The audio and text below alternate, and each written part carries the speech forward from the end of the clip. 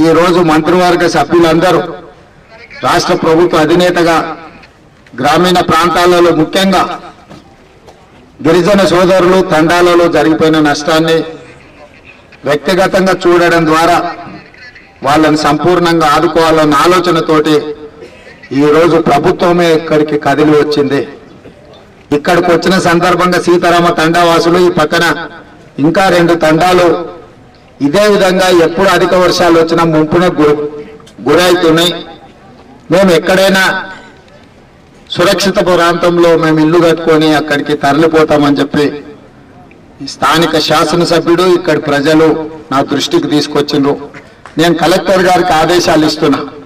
ఈ 3 తండాలను ఒకే దగ్గర ఒక పెద్ద గ్రామ పంచాయతీగా నిర్మించడానికి స్థలాన్ని, అదేవిధంగా దానికి సంబంధించిన లేఅవుట్, వాళ్ళందరూ కూడా అందరు గిరిజనులే కాబట్టి వాళ్ళందరికీ కూడా ఇందిరమ్మ ఇండ్లు మంజూరు చేస్తే వాళ్ళందరూ కూడా అక్కడ నివసించడానికి, వాళ్ళకు అవసరమైన కాలనీ నిర్మించడానికి అవకాశం ఉంటుంది. కాబట్టి నేను ఇన్ఛార్జ్ మినిస్టర్ శ్రీనివాస్ రెడ్డి గారికి, జిల్లా మంత్రి సీతక్కకు, కలెక్టర్ గారికి, సంబంధిత అధికారులకు నేను సూచన చేస్తున్నా.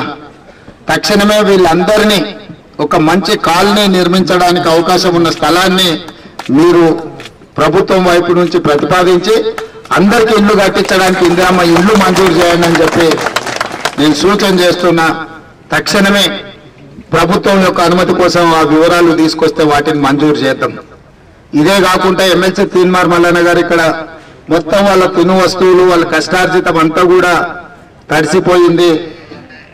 కట్టుబట్టలతో ఈరోజు వాళ్ళు నిలబడాల్సిన పరిస్థితి వచ్చింది అన్నారు. కలెక్టర్ గారికి నేను ఆదేశాలు ఇస్తున్నా.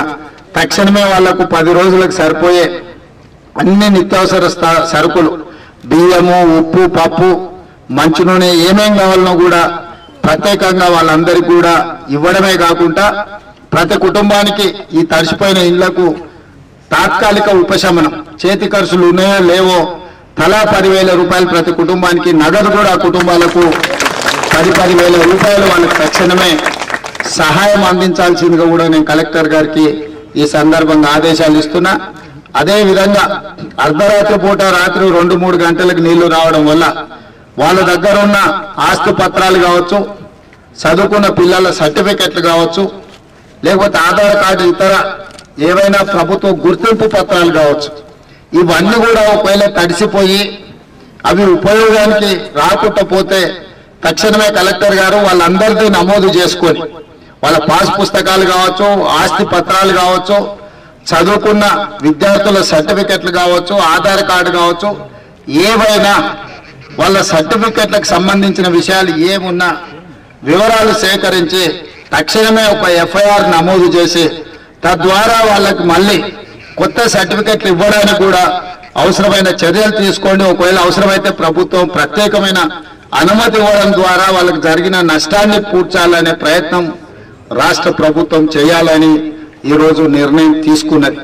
అదేవిధంగా అక్కడ రోడ్డు నేను చూసి వచ్చిన పూర్తిగా దెబ్బతిన్నది. భవిష్యత్తులో ఇట్లాంటి అత్యధికంగా వర్షాలు వస్తే కూడా ఏ విధంగా నివారణ చర్యలు తీసుకోవాలి, మళ్ళీ సమస్య రాకుండా ఈ సమస్యను శాశ్వతంగా పరిష్కరించాలి. గతంలో కూడా 2 సార్లు ఇదే విధంగా ఈ తండా మీదకి వరదలు వచ్చిన రోడ్డు, బ్రిడ్జ్ అది సరిపోతలేదని చెప్తున్నారు. ఎమ్మెల్యే గారు కూడా దారింబడి వస్తుంటే చెప్పడం జరిగింది.